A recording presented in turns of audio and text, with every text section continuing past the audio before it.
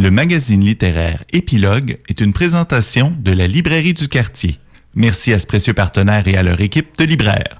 Vos prochaines lectures vous attendent au 1120 Avenue Cartier. Et on poursuit un peu, je dirais, presque un lien avec la chronique de Simon, Marie-Anne Kay. On parle du souffle. Alors, on est encore dans des sujets là, santé. Je trouve ça très intéressant.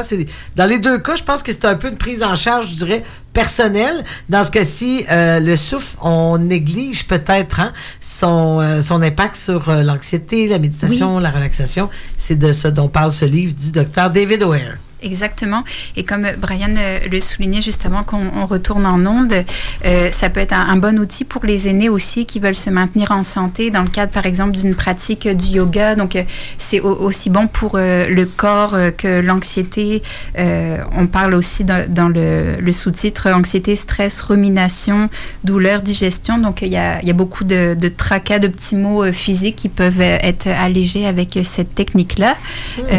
Donc, le docteur David O'Hare est un médecin diplômé, spécialiste international de la cohérence cardiaque. Il a un très grand pédigré dans cette matière qui est vraiment, je dirais, depuis une dizaine d'années, c'est une des méthodes de méditation, je dirais, plus spécifiques où on enseigne aux gens, un peu si vous en avez déjà entendu parler, comme méditer en carré. Donc, tu inspires 5 secondes. Par exemple, tu attends 5 secondes, puis tu expires de nouveau 5 secondes. Bon, là, pour le coup, c'est en triangle, mais c'est un peu le genre de méthode où on se donne un outil pour nous aider à ralentir notre respiration et être à l'écoute de notre souffle. Donc, il y a vraiment énormément de façons de l'enseigner. C'est une méthode très puissante et donc, Dr David O'Hare forme justement des thérapeutes, des professionnels et des coachs à ce genre de techniques qui sont tout de même assez anciennes. Si on prend par exemple une des méthodes, justement le Tao, qui est une méthode asiatique, le yoga, qui est souvent d'inspiration indienne. Donc, dans les sources du yoga, on apprend par exemple le pranayama. Donc, le prana, c'est le souffle. Tu connais ça, toi, personnellement? Oui. Donc, ce livre-là t'interpellait aussi parce que tu connais un peu l'application physique des concepts dans tes questions. Exactement. On parle aussi de l'insomnie quand vous pratiquez du pranayama avant de vous coucher pendant plusieurs minutes. Ça peut vraiment vous aider à calmer l'insomnie. Je l'ai fait souvent.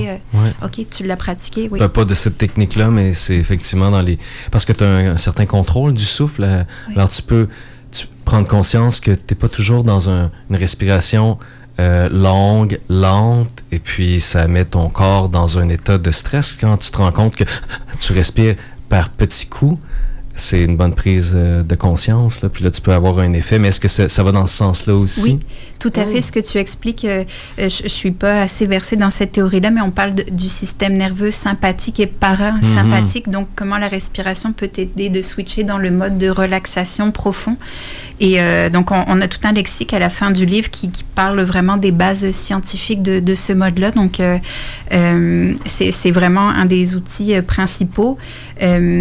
Étant quelqu'un qui a une attention un peu dispersée, souvent se motiver ou se concentrer à demeurer dans l'exercice est un enjeu. Dr David O'Hare utilise beaucoup d'outils qu'il appelle des ingrédients. Donc, par exemple, se concentrer sur une zone du corps. Donc, par exemple, on peut se concentrer sur le ventre quand on expire et qu'on veut vider les poumons.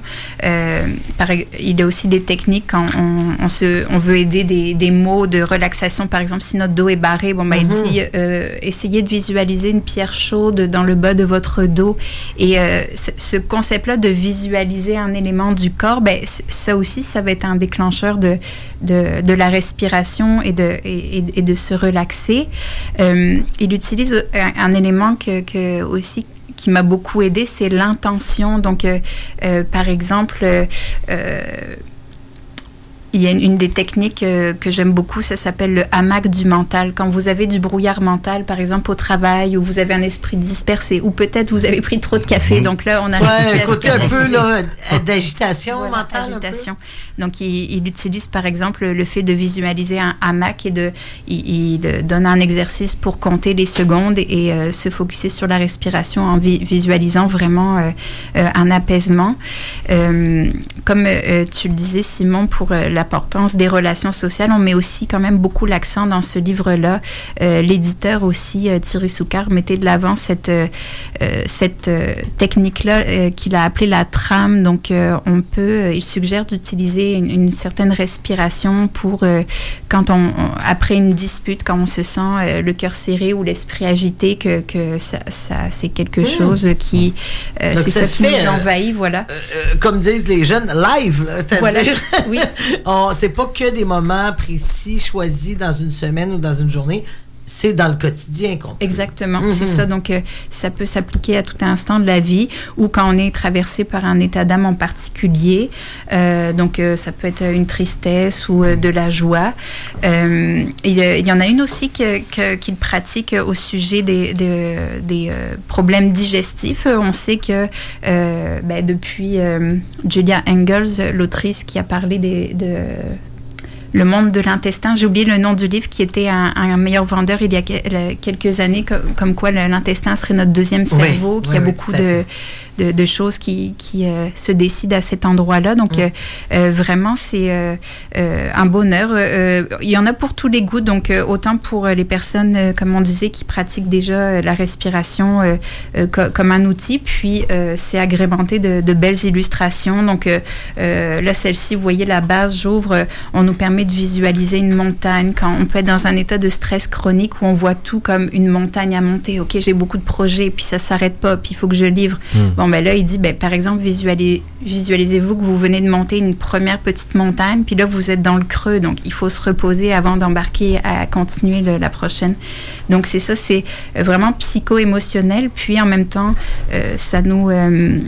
il y a parfois aussi des aspects pointus, donc on vous explique vraiment la régulation cardiovasculaire, par exemple, donc un bon outil de connaissance du corps. Avais-tu l'impression qu'on peut... que ça prend beaucoup de temps pour acquérir chacune de ces méthodes-là, ou c'est des méthodes quand même assez simples? Tu as parlé de graphisme en début d'émission. Est-ce qu'on nous montre? Parce qu'on nous parle, mais est-ce qu'on comprend bien avec le livre? Y a-tu des dessins? Y a-tu quelque chose? Oui. C'est assez bien imagé. Okay.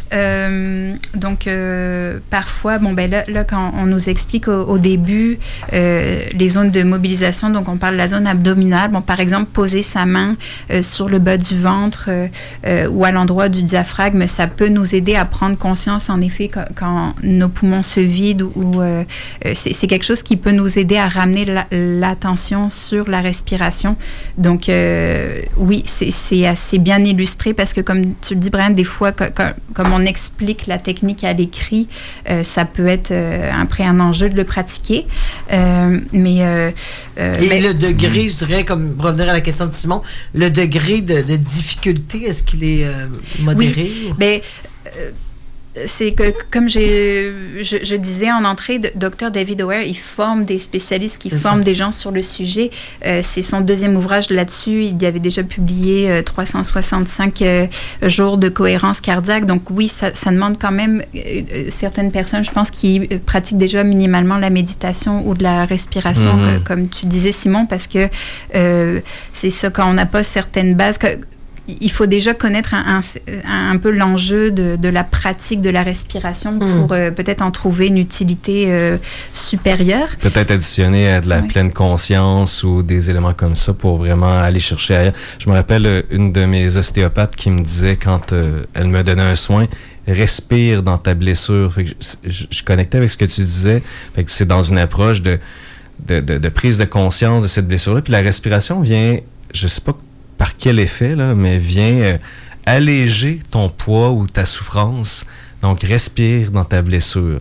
Mais c'est pas évident. Puis, est-ce que tu dirais qu'après la lecture de ça, on en ressort vraiment grandi? Est-ce que tu le recommandes? Parce que moi, j'ai un peu peur de toutes ces techniques-là. Des fois, je suis un peu comme ça. Il y a beaucoup de techniques à apprendre. Laquelle je prends? Laquelle je garde? Est-ce qu'on en sort un peu confus ou non? Finalement, c'est l'inverse. On a plusieurs outils pour par la suite... Oui. Je me reconnais dans les techniques que ta thérapeute a enseignées. Puis... souvent, quand je me dis « tiens, là, c'est un bon moment où je pourrais ouvrir le livre », ça me fait le même effet, c'est que je me dis, j'avais juste besoin de m'arrêter de respirer pour prendre conscience du nœud émotionnel que j'avais. Parfois, ça m'arrivait pendant 1 ou 2 fois où j'en ai pratiqué, où j'ai pleuré quelques secondes parce que je sentais qu'il y avait une émotion en arrière dont je n'arrivais pas à prendre conscience. Et en fait, elle était là, c'était une émotion qui demandait à être prise en conscience et ça, prise en compte. Donc oui, c'est vraiment... j'ai pas de doute que ça peut faire du bien à tout le monde et je fais confiance des fois au hasard des pages. Ça vous fait ça, des fois on ouvre un livre au hasard puis on dit, tiens, finalement, ce que je viens de lire, c'est le message dont j'avais besoin. Ça m'a fait ça à chaque fois. Je parle du hamac et de celle sur le brouillard mental qui m'a vraiment, vraiment aidé cet hiver. Donc oui, je suis assez confiante que ça peut être un bel outil pour tous. Et le constat de base, moi, souvent, il arrive dans une journée de stressé ou ça m'arrive par exemple en fin de journée, puis là, je marche pour revenir du bureau, puis je respire, puis des fois, j'ai l'impression que c'est le premier vrai souffle que je prends de la journée. Oui, hein? Quand on dit, là, je respire plus. C'est pas pour rien que c'est passé dans le langage. Hein. J'étouffe de travail de journée. Et des fois, on fait juste s'arrêter puis on en prend conscience. Je ne sais pas s'il y a un constat là, sur le nombre. On parle de faire des 10 000 pas par jour. Je ne sais pas combien de respirations qui ont de l'allure on prend par jour, mais je pense qu'on est en dessous de la moyenne dans nos sociétés modernes. Effectivement, oui, c'est ça. D'où l'importance.